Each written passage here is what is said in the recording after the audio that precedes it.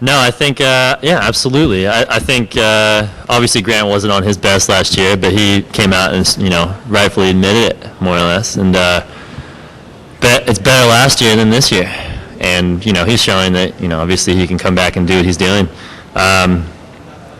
You can get kind of comfortable, I think, from being where I was, and I'm beginning to learn that that's not always the best place to keep improving. And it's a lot more fulfilling, touching first in a race by 2/100ths than it is by 2.5 seconds. In some respect, it makes it that much more interesting to tell later on. Dan? Here, and a lot of things going on tonight, but I wonder if you take any reflection on that. Amanda Beard in the race before you, Yeah. your former club teammate, makes another Olympic team, and then Incredible. you come back and kind of align the Orange County Line the stars. stars a little bit. What can you tell me about that?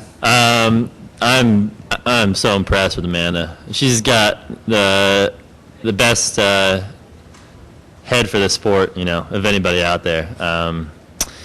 She can get her hand on the wall, and she's taken 3 years off, and she can still do a 200 like that. It's incredible. She's extremely talented, and one of those people that you cannot, mentally stress with. And she's going to be an amazing teammate as well. She's got so much experience. I couldn't imagine anyone who would be better for that girls team to help out. I think that girls team in general is amazing, but just to see Amanda make her 4th team, and of course Dara make her, I don't know, what could be her 8th. She kept going. I think it's just, it's incredible. It blows me away. Aaron, do you prefer racing like tonight or being dominant? And second question is, what do you think it'll take to win in Beijing? It'll take faster than that to win in Beijing. I'm not sure how much faster, but we'll try to set that pace. And they both hold something different. Winning by that little certainly makes it that much more interesting. And I think you've got to overcome a little bit more. It's a lot more fulfilling winning a race by 2/100ths of a second than it is by 2.5 seconds. And but at the same time, being ahead by 2.5 seconds is also very nice because, well, for one, you don't have to worry about too much, but it kind of gives testament to how hard you've trained and what you've earned. So they both hold something different. This world obviously has caught up tremendously since 2004. And I've been trying to stay, just a little bit ahead of the game. And, hopefully I can carry that through another 4 weeks. But, I think what I've got on my side is experience. Are you and Lochte friends, or is he starting to annoy you now? No, I have the utmost respect for that guy, and especially after something like tonight. Anyone who can get up and race 2 races like that and do them so well, no one owns a race, and no one can say, get out of my race, because no one has their own race. If he's capable of swimming a 200 backstroke, then we want him to swim it. And if it means hopefully for us going 1-2 and getting on the medal stand, and that's the best person deserves to win, and you shouldn't step aside for anyone else in particular just because. And some of the former swimmers like Matt Biondi and John Neighbor, and some of the current swimmers, talk about the new training methods they're using now. They're shorter, more intense, rather than the long yardage, poundage they used to do in the old days. And that's one of the reasons a lot of world records are going down. Do you agree with that? What's your thought there? Do you think that's been a big factor in all these world records this year?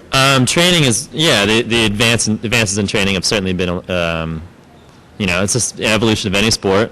Training just gets better over time, and when you've got coaches, younger coaches coming up and challenging the old ways, certainly then, new ways are figured out. But as you can see, I think there are more factors than just that. The guys who are standing around and girls who are, of an older age than they were in 88 or 92, there are many more factors than just training. And you can't pinpoint any particular one. I think, if anything, those guys and girls who are older are just smarter about their training. a lot of their bases was done when they were 15. Now they realize they don't have to put in 10 hours a day to swim fast. They can just work on, swimming 100 or 200 and not worrying about doing anything more. Because the way we train to swim for a mile, and then we taper down to 100. Eddie's still got more or less that mentality, but it works. It's just depends on the person too. Absolutely does. Kevin. Aaron, Yeah. you're from OC. Ian's from Portland, Maine. Orange County. Yeah. Brendan's from, Haverton, Pennsylvania. I wonder if you could kind of talk a little bit about what just the community in Austin, the swim community, has been like for you guys, and how your guys' sort of relationship and friendship has sort of played off one another over the years, and Yeah. what each of them has sort of meant to you over time. Well, it's been an unbelievable learning experience. Those guys are a little bit older than I am.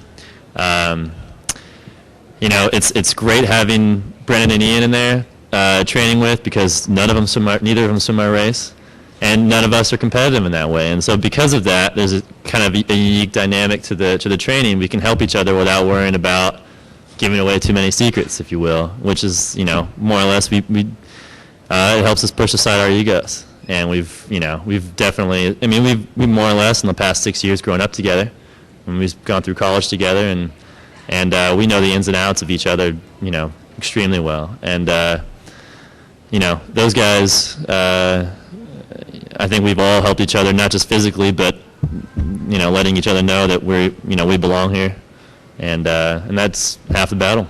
It really is, and that's why I think the rest of the college team is doing so well too. It's because they can kind of feed off of that as well. We're helping them out too. We'll take one more question.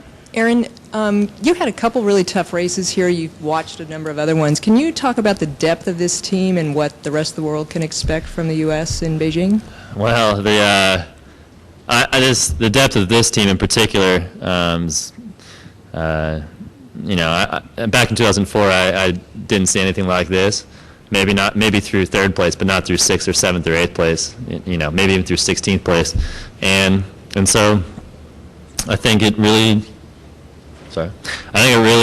just is a testament to the evolution of the sport in this country, and how well this team is going to perform in Beijing, and it's kind of it's really weeding through the guys to make this team, and making sure that the right guys go, and the right people go. And there's more than just the 20 right people, but it's making sure that everyone that's going is fully capable of handling the pressure of the Olympics.